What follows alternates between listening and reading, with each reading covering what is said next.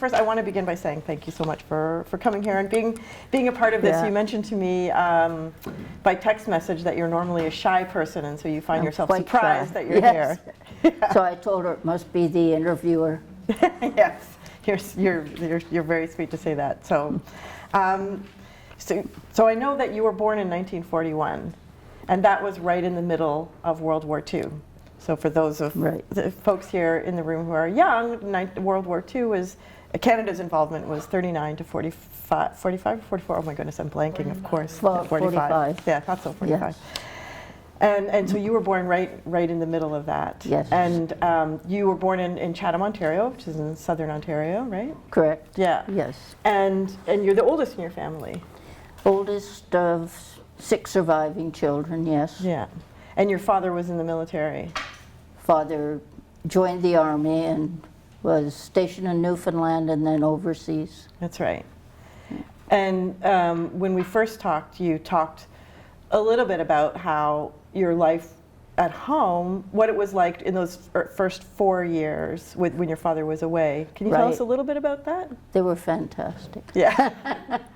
I told Elise that I felt fortunate as I realized in my later adult life that having those first 4 years mainly with my mother and my mother's family were a great influence on my life and enjoyable, etc. And many of you have probably heard the not so nice stories about when the men came back from the war and were drinking and abusive, etc.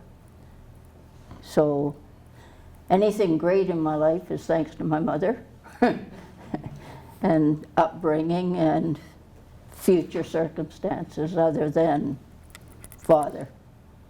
Yeah, it was difficult when he came back. It was not easy to get along with. No. And as you And say, not just when he came back. Right. For the rest of his life. his life. Yeah. Yeah. And we talked a little bit about the kind of chores that you did, that you were involved in Right. at home, Yeah. and a little bit about, when we were talking about gender expectations. I don't know if there was any thought in that as far as gender expectation, but being the oldest and after he came back from the war, my siblings appeared rather rapidly, and therefore I assisted in raising them. And even though I wasn't the male heir or child, I was asked to do the male-oriented, or what we associated as male-oriented chores at the time, cutting the lawn, washing the cars, and any of that sort of job, as well as caring for the siblings and helping Mud in every way that I could. Mm-hmm. Can everybody hear? Because I'm thinking, oh, I forgot I've got a mic on, but there are people in the room. Can everybody hear okay? Yeah? Oh, great. Yeah. Thanks. But you told me a story too about how this song you remember once singing as you were walking down the street to Yes. yourself. You were making up a song. Yeah, being in I think it might have been in late elementary school or early high school. We lived in the country outside of town, and I would go along singing to myself, making up songs, and I can still picture walking down this gravel road.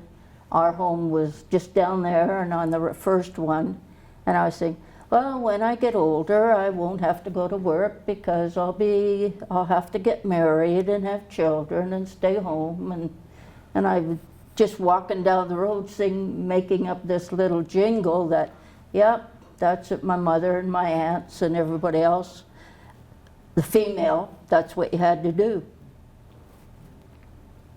But I didn't. We will get to that. I smartened up. And you were also really into sports. Oh, yes. I think even preschool, and definitely through school and high school, I participated in any sport I was allowed to or could get into. And that extended on into my first career.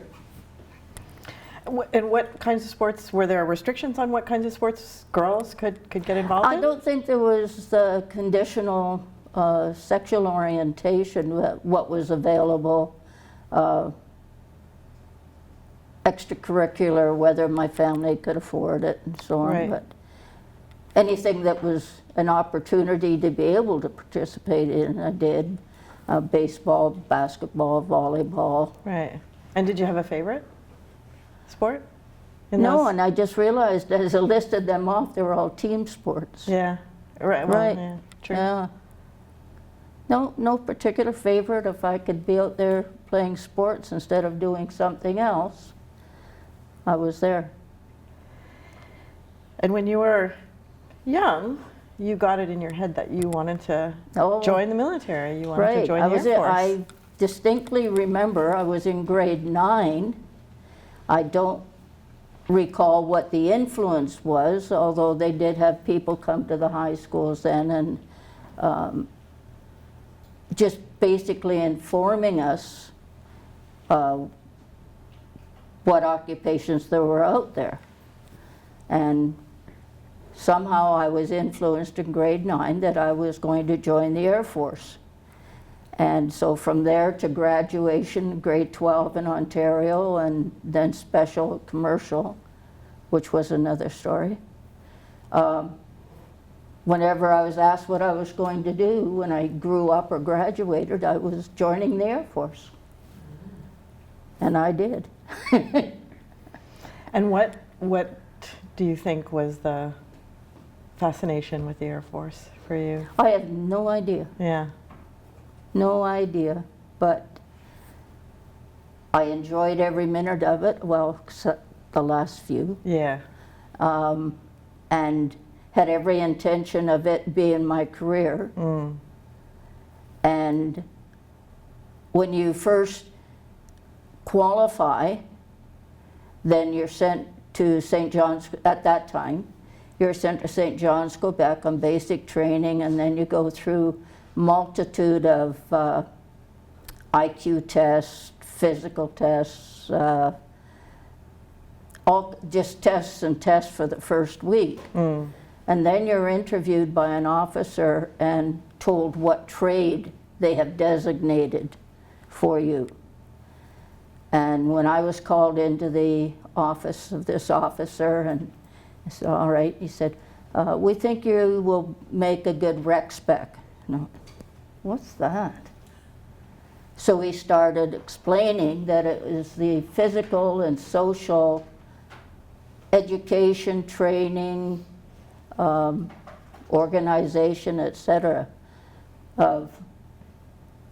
for the people, the other personnel on the base. And once he mentioned sports and social, and I just said, yes, sir, yes, no, sir, you know. Yeah. So explain it to me, okay. Not like my recruitment interview when I was in Winnipeg and had passed all the physical and orientation things, and they told me I couldn't join the Air Force yet because I was 17. Ah. And I didn't realize that that was 1958. I had no idea what a feminist was, but apparently I was one. And also that you're not supposed to argue with an officer or discuss things, because I was still trying to be the recruit and accepted. But after a minute telling me, okay, you've qualified, you're going in, but you can't leave till next year. I said, oh, why? Well, because you're 17.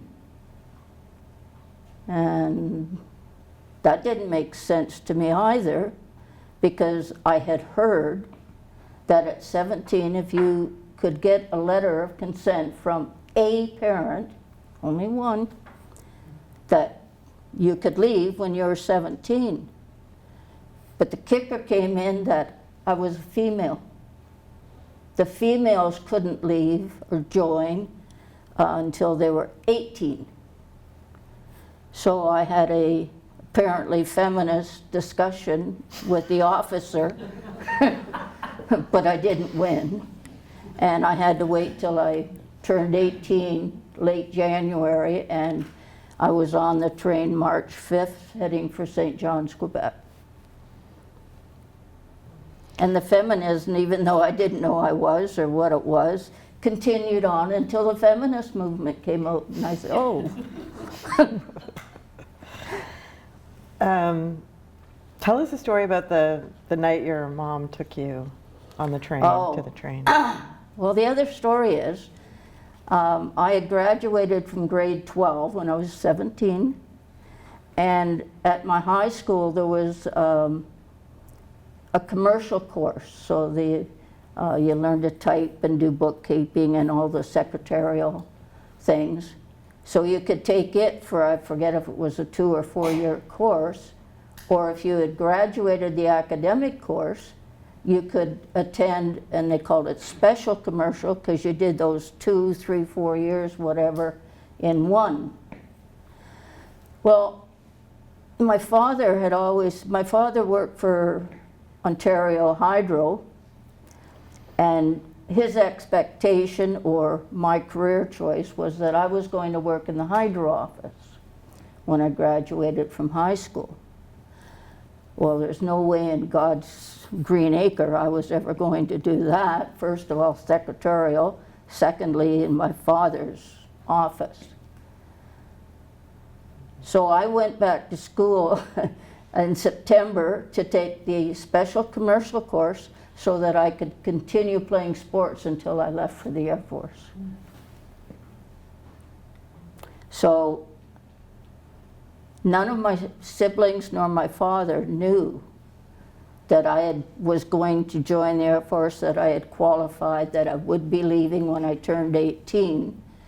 Only my mother knew, and she had been supportive all through the years. And so on March 5th, 1959, she drove me to the train station, put me on the train, and at that time I didn't even think of it. I just thought, oh God, I'm on my way. But when I was talking to Elise, I realized that then my mother had to go home and tell my father and my siblings.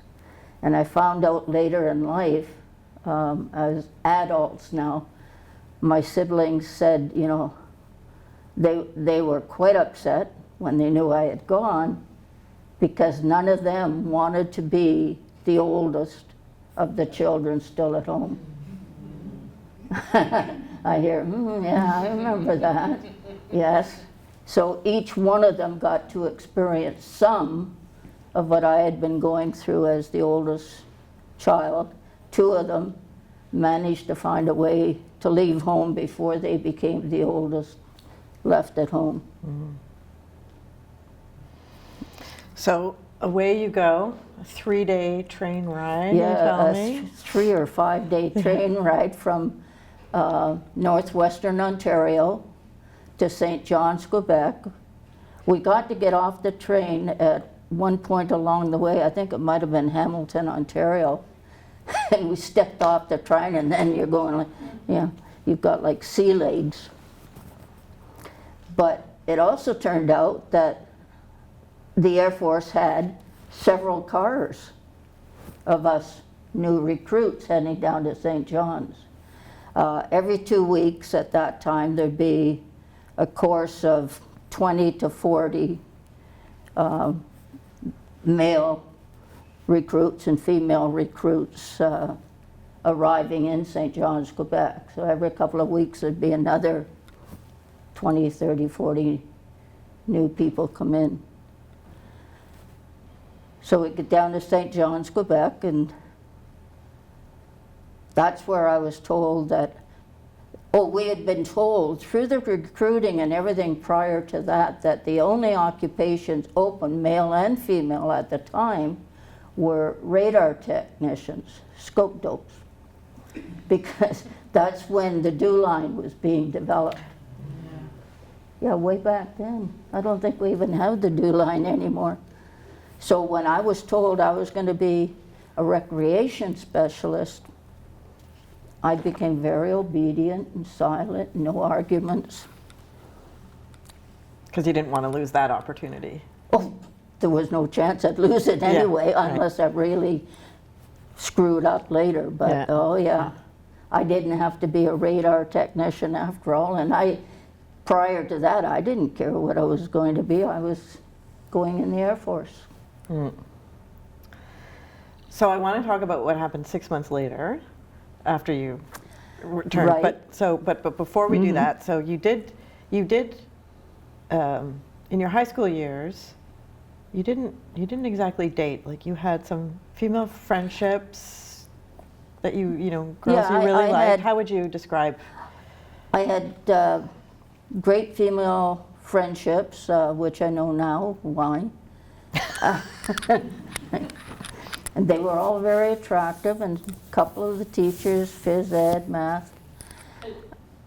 And my female friends, as I say, were attractive, had boyfriends, etc. So of course, when we socialized, I thought I had to have a boyfriend too, so it would turn out to be a brother or a cousin of theirs. But I was more interested in sports and the sister. But I had no idea at the time why. Mm-hmm. So you just went through, oh, okay, I just was a teenage girl and going along socializing with my female friends and their male friends or cousins, boyfriends, whatever. Mm-hmm. I never pursued a boyfriend or had any relationship of any kind then. And so after you've been serving in the Air Force for 6 months, one of the sergeants is looking for someone to drive with her to Winnipeg. A female sergeant on the base was going on leave, and she was driving a straight couple, well, she was straight as well, from St. John's, Quebec to Winnipeg, and started asking around if there was anybody else that would help her drive this distance, because neither of the couple drove. And I said, oh, to Winnipeg? Yeah, I can't get leave yet. You have to be in for a year before you could get leave. And I'd been in for 6 months. So I said, oh, too bad, but I would sure help you drive to Winnipeg, because my family was in northwestern Ontario, about a 2-hour drive from Winnipeg.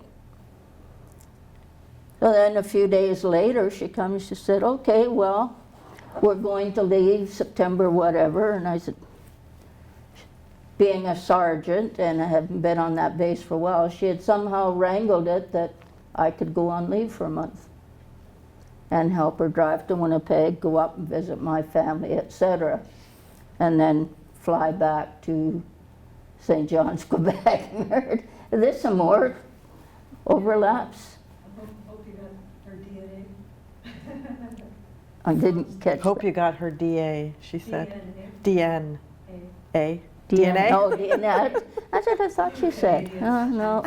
But anyway, long story short, yes, we drove to Winnipeg, dropped the other couple off. She was carrying on a little further, and I got a bus up to Northern Ontario, visited with the family for a while, then went back to the Air Force Base in Winnipeg, and Armed Forces personnel, you can get what we refer to as flips. So free airplane rides from wherever we end up, where there are airplanes, and I had a flip back, going back to St. John's. But I got bumped off the flip because somebody else had priority or something changed, so I had to stay on the base in Winnipeg for a couple of days. So, of course, the first evening, I was in guest barracks, and all the bases have an airwoman's lounge, an airman's lounge, corporal, sergeant, on up sort of thing, or you could have there was a lounge for mixed lower rank airwomen, airmen. So I managed to find my way to the Airwomen's Lounge, spent the night there, visiting with other people. I, of course, knew some of the other women there from having been an instructor on the basic training base.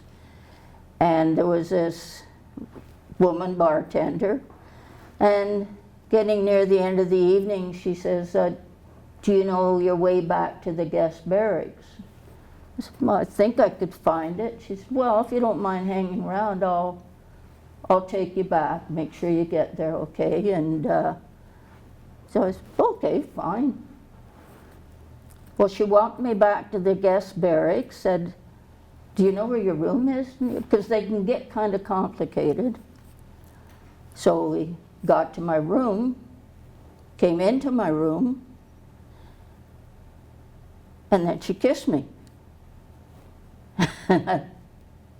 Oh, this is nice. That's what it's about. That was much nicer than when I'd kissed some of the boys back in high school. So she introduced me to my life. Cute little French woman. And very, I told Elise the other day, very ironically, she was there and introduced me when I was in the Air Force at 6 months at 18 and a half. And she was ironically the person who was assigned to guarding me, make sure I didn't run away or something, when I was confined to barracks and being escorted on my way back to Canada and out of the service. Yeah. But, well, tell us a little bit, so you're being a little coy here. She stayed the night with you yeah. that first night. Yeah. Well, she introduced me. Yeah. She introduced me. She It's code for... She taught me what I was supposed to be doing. Yes, she stayed the night. We saw each other for the rest of the time that I was in Winnipeg, and then she would fly to Quebec and visit and for several months. And I'm very bad at keeping up correspondence, not relationships, keeping up correspondence. And I guess I was a bit neglectful and just carried on with sports and so on, and then realized, oh, and went on to other experiences. But she was quite serious about you. She kept coming. Yes, yes. She And- was serious and nice, and then when she was assigned, when I was confined to barracks, when she first found out actually that the charges were coming and why and so on, she came to see me and crying and apologizing, oh, you know, so sorry for having introduced me to this life and now this is coming. And I said, God, no, thank you. I mean, I don't like the way I'm leaving, but I'm glad I know who I am now. Mm-hmm. Yeah. So for those of you who don't know, eventually Barbara gets kicked out of, driven out of the military, Yes. and we'll get, and that's the story she's referring to Yeah. to now. But I wanted you to tell us about how, like, one thing I thought that was interesting is that when she would come and visit you, she would stay in town. She Yes. wouldn't stay on Wouldn't the base. stay on the base, And why no. was that?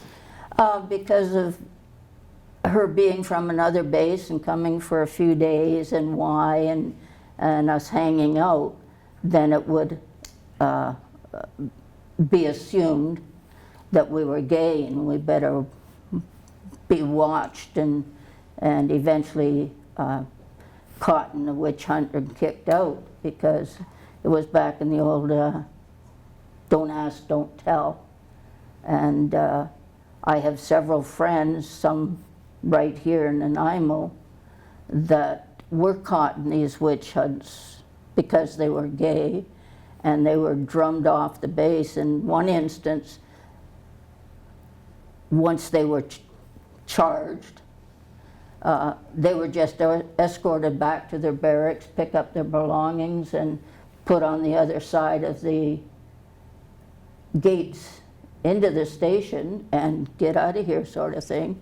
Having another couple of friends who were given 24 hours notice to gather up their belongings and make whatever arrangements they had to, that once they were dumped outside the station gates, just go, sort of thing. So it was something, of course, we've all either lived through or heard about leading the double lives.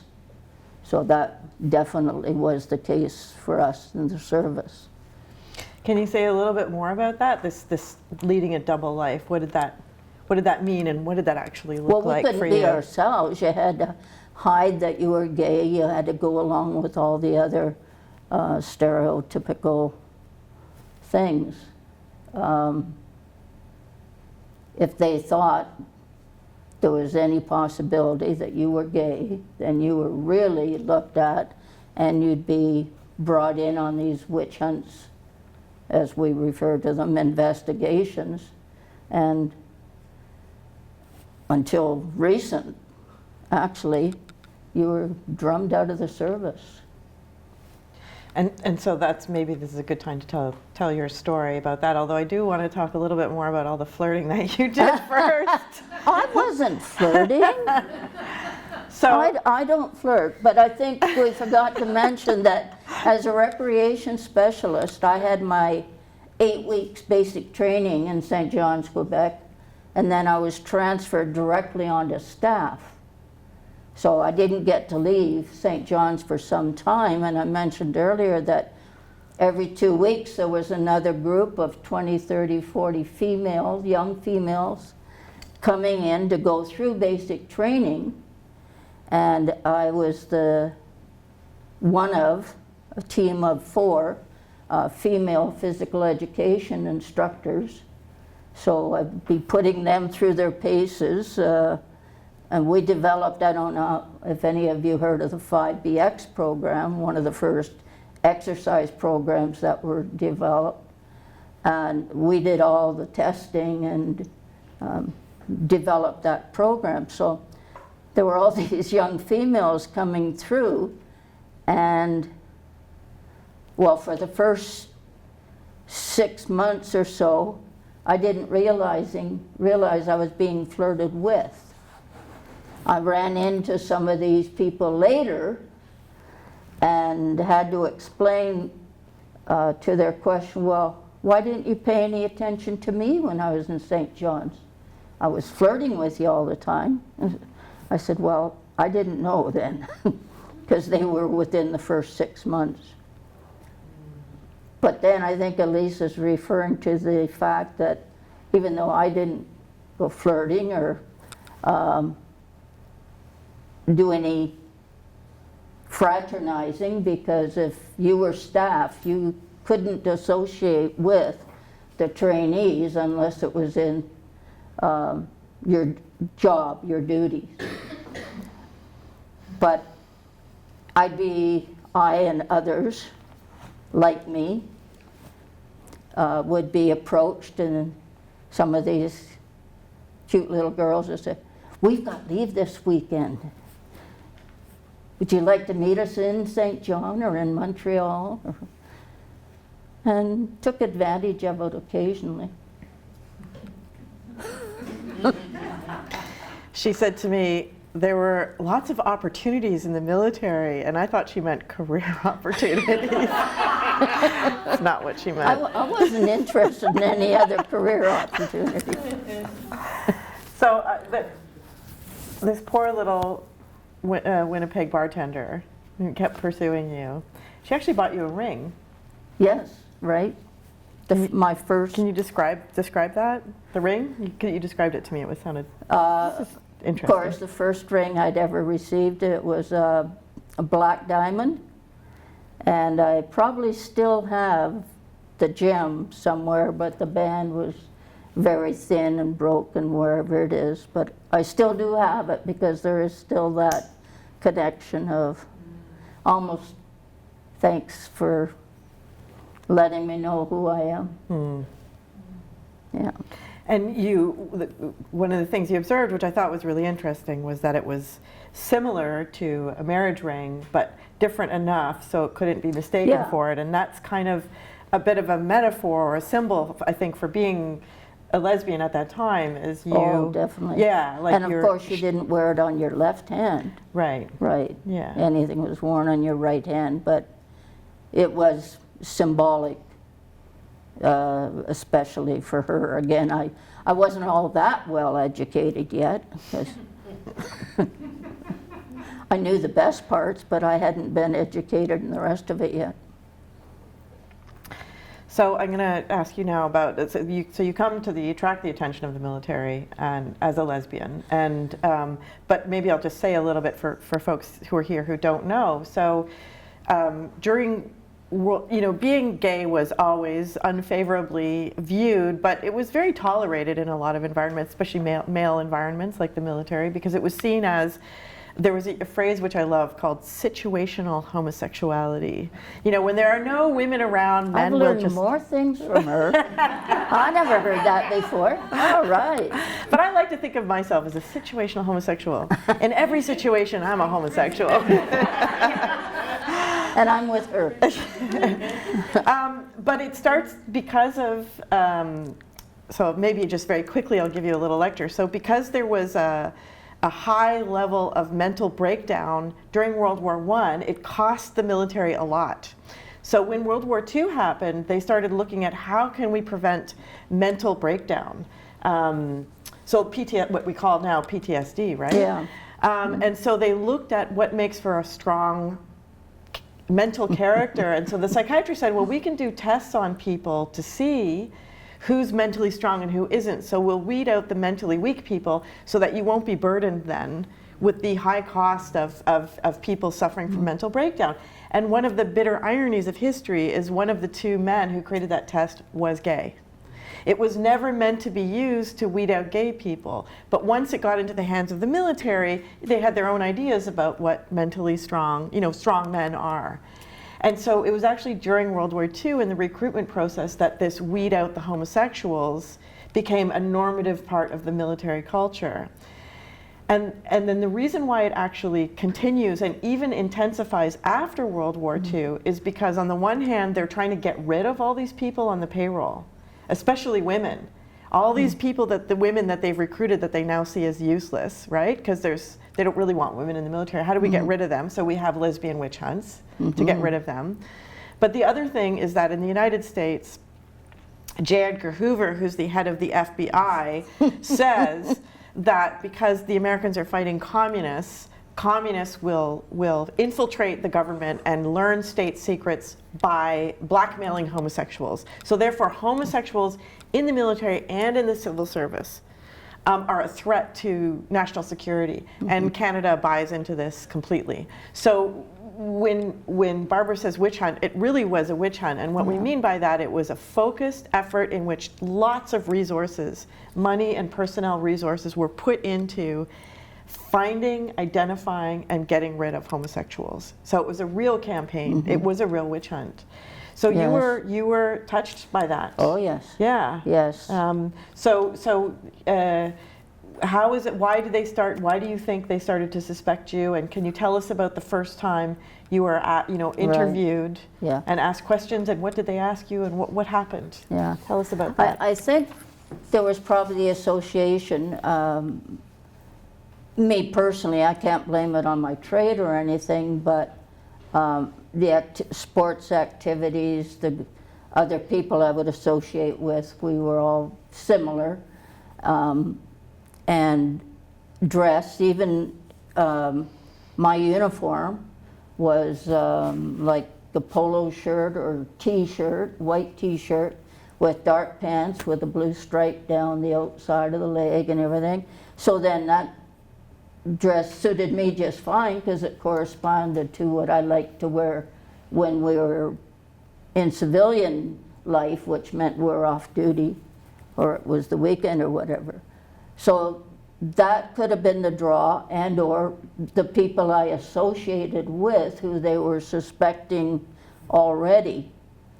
So I was brought in on one of these witch hunts the first time, and I can't remember if the first time was with the lie detector. I even had a lie detector test. And so at the end of the whole series, they're asking all kinds of questions, and Can you remember what kinds of questions they asked? not specifically, and it was pretty basic, like bang, bang, bang, question, question, question, yes, no, maybe, whatever. So at the end of the interview with the lie detector, he said, okay, we know you're gay, you're going to be out, and blah, blah. I said, what are you talking about? And he said, well, you lied, blah, blah, blah. I said, where? What? And they said, what I remember specifically was, he said, I asked you if you like beer. And I said, no, didn't I? Like, no, I don't like beer. But previously, when we had asked you, must have been, did I drink? And if so, what did I drink? I drank beer. And he said, so that's a lie. I said, no, it isn't. I said, I drink beer because it's all I can afford. Because I was just lowest rank or highest rank above a trainee. So I guess somewhere along this line, I drink beer. Or what do you drink? I drink beer. But now you've said you don't like beer. I said, well, I don't. So I passed that one. There was another one similar to it, but somehow at the end I must have just answered everything fine, and it was only the one of the three that was a lie detector test, and so I wasn't caught in that one either. Third one I remember distinctly was when I was fortunate to have been transferred to Europe, and it was in September. I was stationed in France, and every October, of course, there's Oktoberfest in Germany. And I and a few people were going to travel down to Munich for Oktoberfest. So I was told at the beginning of the interview that I was going to Oktoberfest, who I was going with, which happened to have been at the time my girlfriend, who was stationed in Two-Wing, and I was stationed at headquarters in Metz, France. So I'm going through the questioning, and then, like I said, I'm told that apparently I'm going down to Oktoberfest with this other air woman, and they're investigating, and so I must be gay, and I'm going to be kicked. And I said, yeah, I'm going down there with her, but there's several of us going in a convoy. You know, there's a few cars going, and we're just going to follow one another down, go to the same campground and everything. What's the problem with that? So I didn't get caught that time either. I was investigated, but must be a good storyteller. Because I didn't get kicked out then either.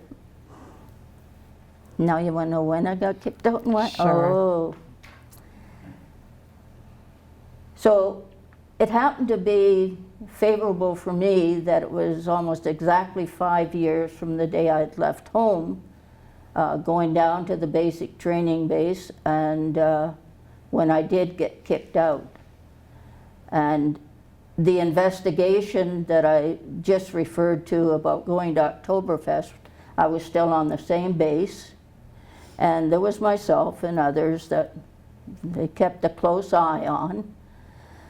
And one evening, we'd spent the evening again in the Airwoman's Lounge. There was a woman visiting from St. Hubert's base in Quebec to her girlfriend in Metz, and I was driving them into town. We were going to go into the city after spending several hours in the lounge. And we drove into the city of Metz, France, and I came in along a crosswalk, and there was an elderly French gentleman coming along. This is probably around midnight, 11 p.m. So I stopped to let him cross. There'd been an airwoman, oh, I wish it was. No, it wasn't. It was an airman who had been pursuing me. On top of everything else, he was married, and he had left the base when we did and had followed us in, and he rear-ended me, gently, granted, but he rear-ended me, and our bumpers locked. So the gendarmes came, and then as soon as they find out you're military, they bring in the military police. We were escorted back to the base. Were charged with DUI and went through the court-martial and everything. And because at the time, in the Navy it's called a brig, I forget what it's called with regard to the Air Force, but anyway, he was sentenced to several weeks in the brig, but they supposedly didn't have a way of confining the females, only the males went to the brig. So I was given my discharge. And until I could gather everything up and they could go through all the paperwork and arrange flights and everything, that's when I was confined to barracks. And my sweet little French lady was the one assigned to making sure I didn't try to escape or anything. But because they had already called me in on one of the witch hunts and were keeping a close eye on me, they were able to use this driving under the influence as the excuse for charging me and discharging me from the Air Force. I think Elise has said, so this is why I'm not eligible to apply for the compensation that you can apply for now if you had been kicked out because you were gay. They managed to discharge me not because I was gay, although we know that is why I was kicked out. And as a consequence also, though, it was, can't think of the word right now, but why others of my friends, other women, gay and straight, on the base, because of the way I was treated, several of them resigned within months, within that year, and got out willingly, which left them, you know, having to bring other people over. But it was known that I hadn't been treated very well. The officers on the base in my trade had tried to fight it for me and you know, get things changed so that I didn't get discharged. But as Elise said, they were so intent on getting rid of us that I was discharged and not eligible to apply. And what did that mean to you? It was pretty devastating because, as I said, I'd always thought that this was going to be my occupation or career for life until retirement. Then, of course, there was the leaving close friends behind and everything, but mainly I had lost my career. And Civilian Street at the time, because even though I'd gone through very extensive training for handling phys ed classes, etc., but also instructional, organizing, social. I had been sent on several, so I didn't even have to apply for courses. I was being asked to take these extra courses all the time. But because you don't get diplomas, that's your trade, that's what they're educating you in. when I got on Civilian Street, that training wasn't recognized. So, and I wasn't in a position to be able to go to university and get the paperwork. So I had to start finding a different occupation. Right, because for you, being a phys ed teacher would have been perfect, right? Like Yeah. basically that's what you were. You were a phys ed Yeah. instructor, and so, but that's always struck me as strange, Oh, that those, yeah. you do all those qualifications in the military and then it's Yeah, they not recognized not at in all. civilian life, yeah. No. So you had I just want to say that it's interesting that I've never heard that story of other people resigning Oh, and following yeah. someone out. Like I've heard, lots of stories of some being kicked out, others surviving, but never of people saying, you know what, screw this, I'm leaving too. Yeah, So that's interesting. I was shocked to hear it, but Yeah, heard it from had very close friends that did leave from Metz, France itself, even, yeah. Did you ever, was there anybody inside the military, other than other lesbian women, gay women, who intimated to you that they were opposed to the witch hunts or that they supported No. you? No. You never got any No. inkling of any kind of support at all, eh? No, we just supported each other, and the straight people in the service, they went along with or were of the same caliber as the people conducting the witch hunts. Right. Yeah.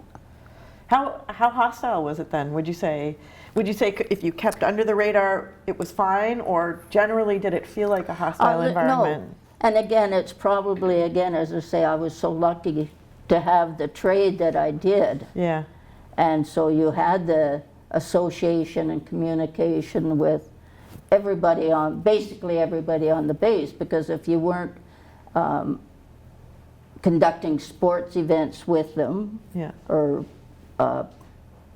practicing, like a ball practice, basketball practice, etc., then you were organizing their social events, bringing in entertainment, organizing the dances, different craft classes, just anything and everything you can think of as physical training, or sports, or social events that people in general participate in.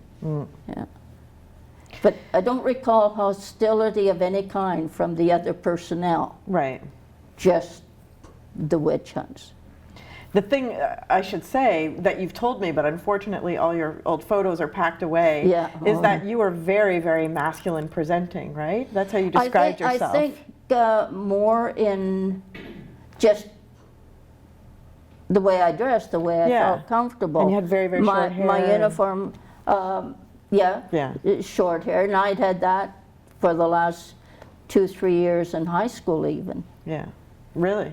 Oh yeah, That's interesting. yeah. Must have stood out. No, Really? I don't As a think girl? so. but what did I know?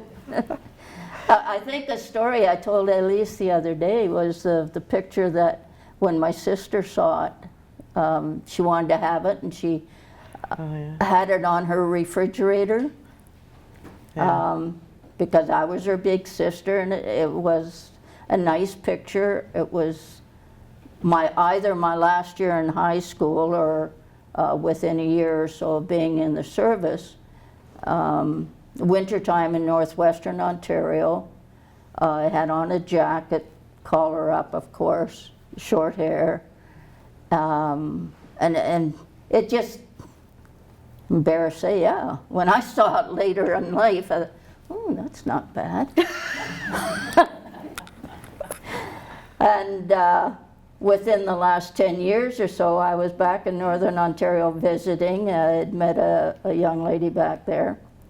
We were just sort of feeling things out, and took her over to meet my baby sister and her family, and she spotted the picture on the refrigerator and said, oh, there's my dyke.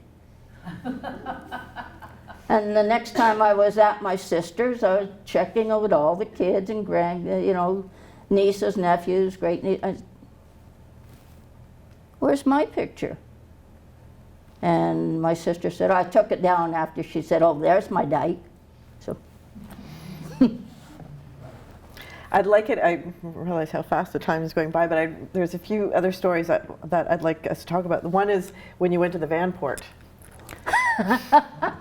So Right. you've left them, you're now out of the military, you and Skeeter, who you were with at the Skeeter, time, yes. had rented a basement apartment in Burnaby, and you... God, you've got a good memory. Yeah, well, it was only a few days ago, and I re-listened to the whole interview last night and this morning, so that's my job. Yes, true. And so you were anxious about going to the Vanport because you had internalized this idea of you don't want to be identified, you don't want to be known, and of Right. course the Vanport, for those who don't know, it was a very, very rough bar. And it was mixed, so it wasn't just lesbian. There were straight people there Yeah. as well. Yeah. So, okay, but you're convinced to go, so off you go. You Right. walk through the doors. Of course, when we moved to Vancouver and Burnaby, we knew other ex-Air Force people that were there and had become friends and associated. And they said one day, well, let's go down to the Vanport. And I said, oh no, no, I'm not going to the Vanport. And because I'd seen these hundreds, literally hundreds of women come through basic training in St. John's, and I could walk down the street in Montreal or Vancouver or anywhere, and they'd say, oh, hi, Minshall, you know, because staff had to be referred to by their last name. And I said, no, I'm not going down there because I'll be recognized. And at the time still, this would be in the mid to late 60s, early 70s. And we still thought then we had to lead the double lives because of we were found out, we could lose our jobs. There was still the brutality by some police, by the straight population, etc. And so I didn't want to be recognized so that I could possibly lose my jobs. And like she says, there were straight people there as well. So I was saying, no, I'll get recognized. No, you won't, God, egotist. It's the Vanport, who's gonna know you? Well, we walked in the door and I wasn't even all the way in yet, and there were 2, 3, 4 voices, Minshall! And then, we always thought you were, and so on, and yeah. There were several of my ex-trainees there.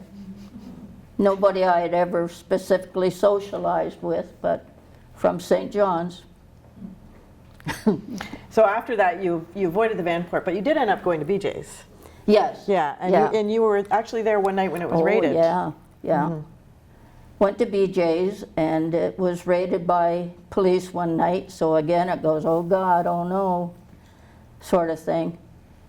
But I don't know if they were looking for some specific people or what, but I can still see them coming down the stairs, and on the right-hand side, I and my partner at the time and friends were way over on the left, and somehow we managed to skirt the wall and get on out and get to our cars without being asked any questions or taken in or anything.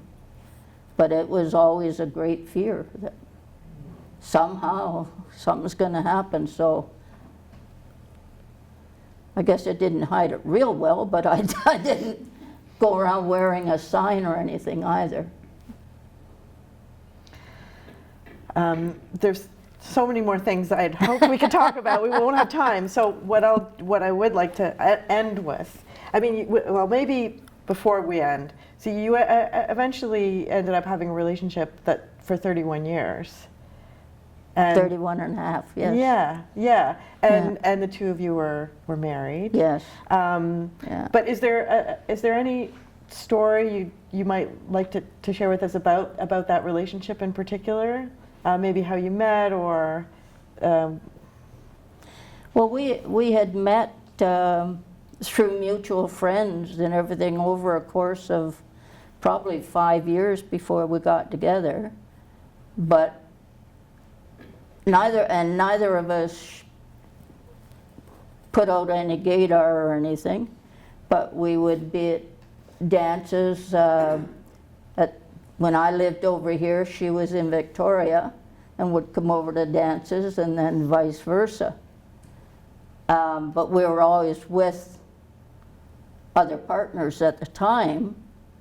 I was moving back to Victoria and had just split up, had just been deserted by a partner of about 7 years. And we met at a house party again at mutual friends and got together shortly after. But when I had a house in Burnaby that had a basement suite, and at one point she ended up going together with the girl that was renting my suite. So we saw each other then as well, but we're with other people. And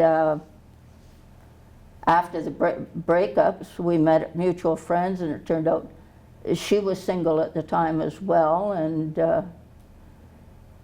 we went to a couple of movies. I asked her to go to see Anne Murray with me, but she had something else on at the time. But it was within months of both being in the Victoria area that we got back together, and we got married on our 31st anniversary, and unfortunately she passed away 6 months later. Yeah.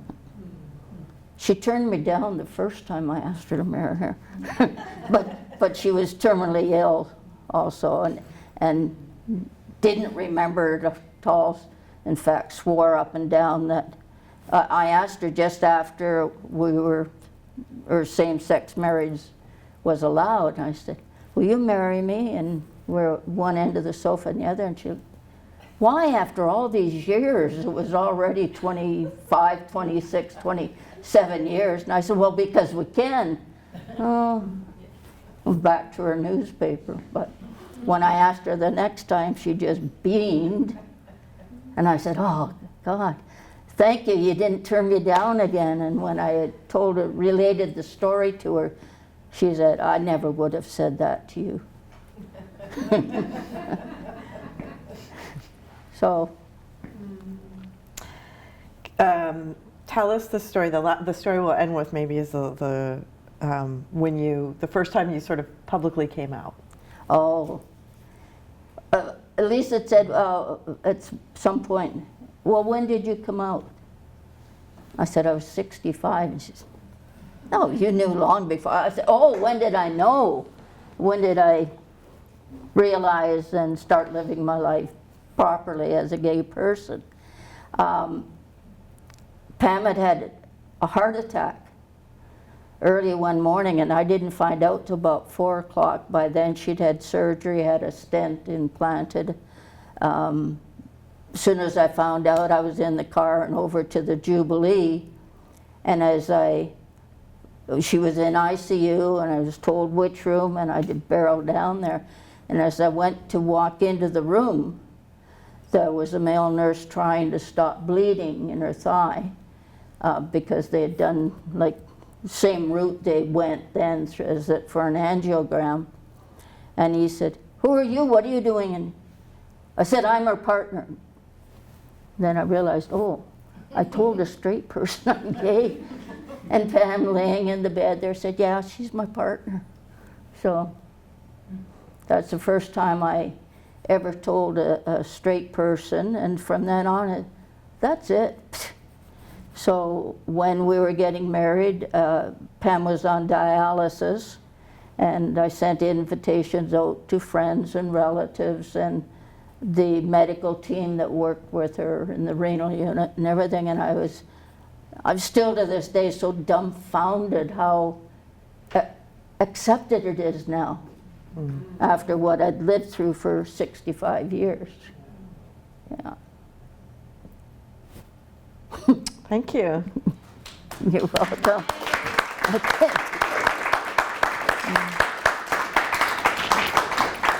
So Barb and I will take a break. We're going to leave.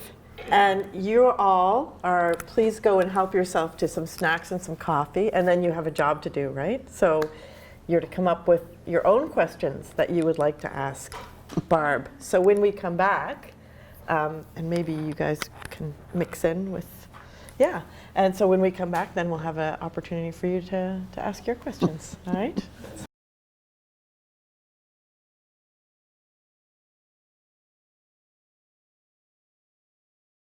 I was given a question that I would like to ask you, so that's where I'm going to start, if that's okay with everybody, and then people can just, as they want, present their questions. So the question is this: you've been through a lot of losses in your life. At least what we've described, right? I mean, of course, we only touched on a part of your life. Yeah. And I did want to focus on the military part of it, because it's much in the news with the settlement, the LGBT purge settlement, and all that kind of stuff. So I, of course, your life is more than what we just talked about. But just thinking about that, those were really difficult things you endured at a very young age, right? When I think it's very formative of our character at that age. And did you? So the question is, did that experience wear you down, or did it make you stronger? I mean, how would you say that experience impacted your psyche, your spirit, your personality, your character? What would you say about that? You're referring to the being discharged from the Air Force? And I mean, one of the things that you and I talked about that when we met earlier this week, but we didn't get a chance to talk about here today, is how, because you were so concerned about how your family would react to you being gay, you didn't, you weren't open with your sisters, and therefore, you withdrew from your relationships with your nieces and nephews. So, you said you wish you could have been more fully yourself and more present in their lives, but that you were aware that you had intentionally withdrawn. Yeah. Because you were a lesbian. So that's also another kind of loss, right? Which I think a lot of people in this room can probably I think I mentioned that to Val on the way over here today. Yeah. From when we were talking. Yeah. From when I got out of the Air Force, and I'm gay and I still have to hide it. I went home for a few months and then moved out here to BC, and my family were all in northwestern Ontario still, all my siblings being younger, and then when they started to get married. I distanced myself from them, thinking I can't be in close association with them because they'll probably find out. And I don't want to be, now I can't think of the word I used, like being abandoned, something or other by my family. Yeah. And only recently realized with talking with Elise that actually I caused the exact same result by not being with them like I would like to have, because great family, we got to really get along well. We all have the same strange sense of humor. I have nieces and nephews. I like children. I just don't want any myself.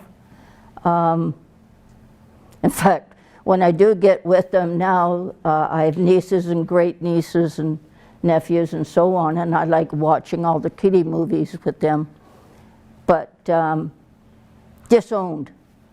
I didn't want to be disowned by my family, but by keeping myself away from them so I wouldn't be, I've missed out sharing their lives.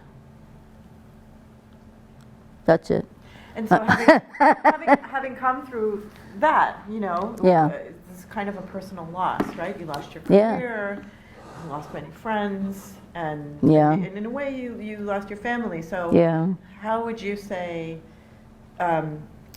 you dealt with that? Did you overcome it? Did it make you a stronger person? I guess it probably made me a stronger person. Again, back thanks to my mother, I've was a strong person, having helped raise the children and do the male chores and such.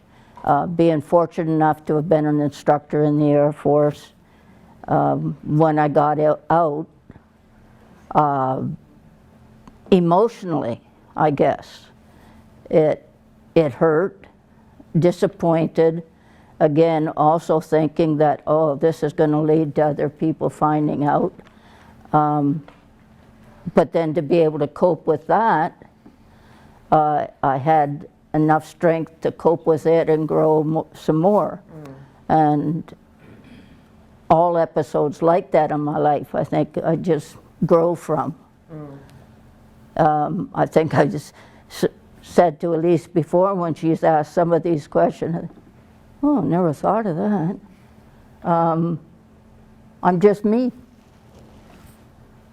But you know, a lot of people, and this is the last, we'll give a chance for the other questions, but a lot of people would have just chosen to get married and forget it, like forget fighting it. So what? Forget it.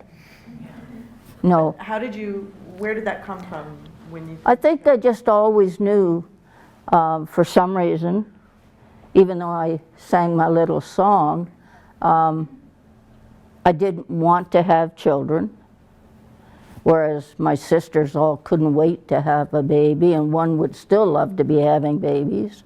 No, I don't know if it is because I helped raise the siblings, or if somehow we just knew, even though a lot of gay people have children. No, I didn't want any. So. Thank you. Thank you. All right, well, I opened it up to the room. Yes. No. Okay. There. We're done. Can we ask two? Go ahead. So, YouTube was wondering what you did when you got out in terms of work. I was lucky that at the time there's an A&W franchise company here not here, we're in Vancouver now, in the greater Vancouver area, who were looking for someone to instruct the hostesses. And I ended up developing a program, a training program, that I eventually did myself out of a job. So even though I've never been a waitress, couldn't carry a plate of food to somebody if my life depended on it, I developed a program teaching them how to do it, how to deal with their customers, and everything involved there, and developed it to the point that besides just written information and photographs, because of course this is way back when too, but we actually got so technology up to the point of having slides, photo slides, and I developed the program so that I could train one person at each A&W. I was the Fraser Valley supervisor first, then the Vancouver Island supervisor, and then both. But I developed programs so that I would train one person at each unit who could then use that program to train, hire, train, etc., their hostesses. Thank you. And then the second question is, I served in the military as well, under when Don't Ask, Don't Tell was the policy. Oh, yeah. And so this question is very selfish, so, because I'm just trying to better understand my own experience as well. So do you think you would have continued to serve and to hide if you would not have been Yes, thrown out? definitely. Stayed? Yeah. Definitely. That was my goal, yeah. Yeah. Until I had to retire. Not could, had to. Where did you serve? What service? I was in the States, so I. Yes. When you said don't ask, don't tell, I automatically, that was the States, yeah. Yeah, I served in the Marine Corps for 5 years. Congratulations, great. Too bad that, did you want to continue? I don't know. was no longer able to really stop hiding it, and I just felt like they were kind of closing out on me. And so, because you were, but that was like a little bit of paranoia, I think. Yeah. So you were actually hunted and hounded out, and so I was curious about like. I think it was a few years before you joined, but it was worse then, as bad as it still was for you. Okay. Oh, sorry about that. Well, you too. No, I could start what trade were you in? Darn.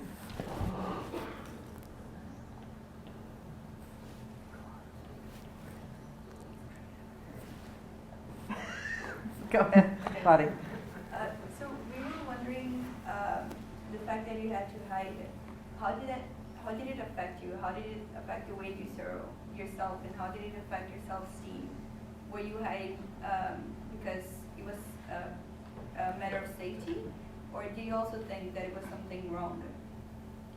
I'm sorry, I didn't get it. So, hiding, all of it. hiding your lesbianism. Yes, Did you do it strictly because to keep yourself safe, yes.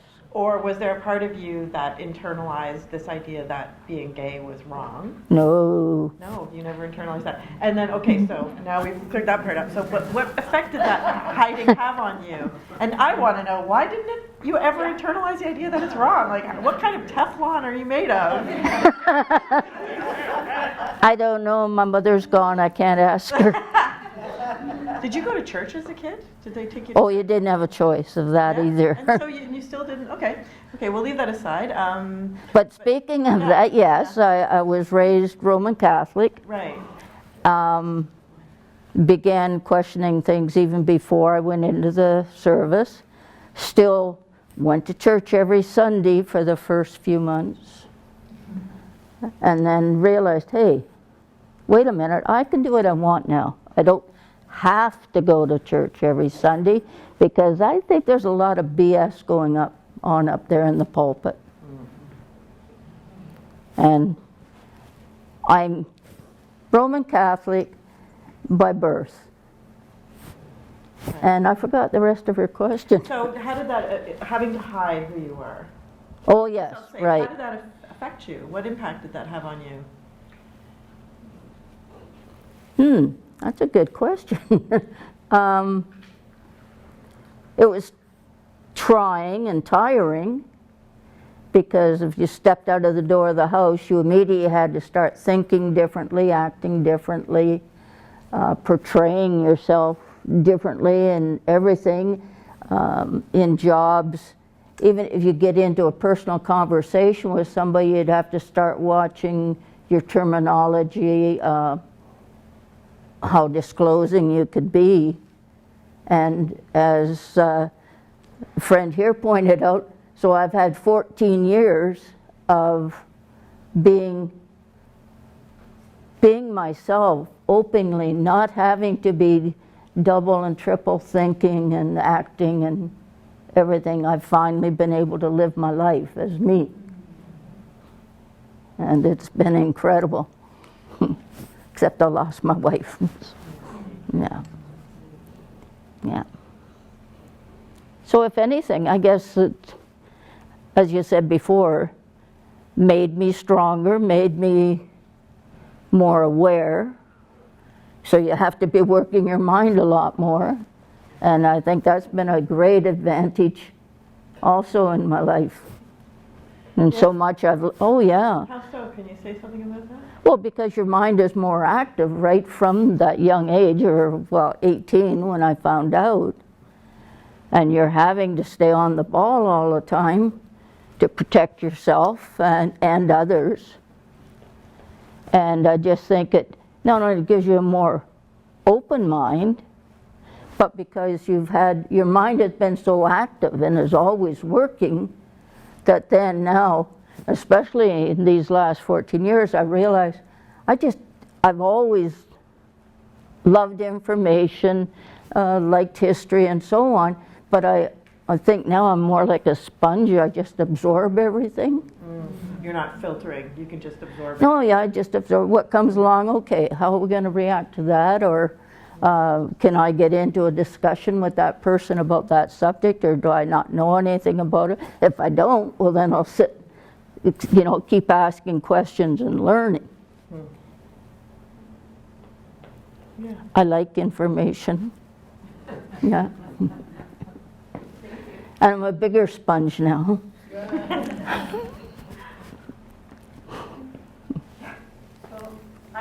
I was wondering, when you were in the military, were the lesbians, were they kind of out as a group to each other?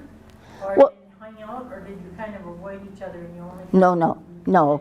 Once you recognized another lesbian and didn't even think of it. In fact, I told Elise I couldn't even, or didn't, I had never heard the word lesbian before I joined the service, and don't know how long into it when I did. But no, we didn't avoid each other, but again, because we were so of a like mind, most of us, there weren't that many of femmes. We were into sports and so on. And yes, we socialized together, but quite often it would be also in some mixed company, and now realizing that they were the type that were open-minded and accepting at the time. There were those that you would avoid, but yeah, we never avoid each other. Was very supportive, in fact. Yeah. You know, one thing you said to me that I think is really interesting and ties into Nora's question is that Skeeter, Yes. who you were partnered with and Yeah. left, you told me that, you know, your relationship didn't last on Civilian Street. I had never heard that expression before. I love it. Oh, Civilian Street, yeah. Yeah. And you said like it was really not the kind of relationship that could survive outside of the military. And I think if I could talk to you for another hour, I would want to kind of explore that a little bit, like how the military provides a certain kind of relational context. So some of the examples you gave when we talked was, you know, we didn't go dancing, we didn't go out and socialize. Right. So somehow the military gave you a social context that was healthy for a relationship, I guess you could say, Right. or provided opportunity for expression. But then once you're out of the military, there wasn't an opportunity for healthy expression of a relationship. Yeah, I think, as I said, when I think back now, I'm surprised we were in a relationship, because we were so similar. Yeah. That on Civilian Street, she wouldn't have been somebody I was attracted to. Yeah, it's interesting. Yeah. Situational homosexuality. I'm going to have to learn more about that. It's a thing. It is a thing. Well, sure, right? Okay. It's called make do. Yeah. Making do, yeah. Yeah. Did you have a question? No, I'm Okay. just listening. Yeah. My questions have already been asked. Yeah. Fascinating. Good. Yeah. So you had a community of lesbians in the military, and you were talking about going to bars and stuff once you got out. And so have you always had that kind of community of other people around you? And I believe you live in Nanaimo now. What does that look like nowadays in Nanaimo? You mean with the generations now? Yeah. Yeah. Am I green yet? I turn green when I think about living now, not having hidden for 65 years and so on. I guess I say it a lot lately, that I consider myself very lucky not to have lived through that, and yet know the experiences of that, and think of since laws and have changed, and people's education and open-mindedness, and how nice it would have been to be able to live like that all my life. And I think how great it is for the young people today. But Val can recall, I think, that one of the reaching out meetings that we had recently, where we met Elise, there's a high school student that comes. Does her partner come sometimes? Okay. She's in a relationship and she's in high school. And at one of the recent meetings, she asked if some of us older people would mind coming to the school because they have their assigned area now where they can meet and everything and talk to the younger generation. And several of us said, yeah, sure, you know. And then I asked, but can we have the situation where you, your partner, or other gay friends can come and speak to us, like we have questions? Because I think it's great that they can be themselves right from when they know they are. And yet they said, well, it's still not all that great. Yeah. Did I answer a question? Okay. I can get rambling sometimes.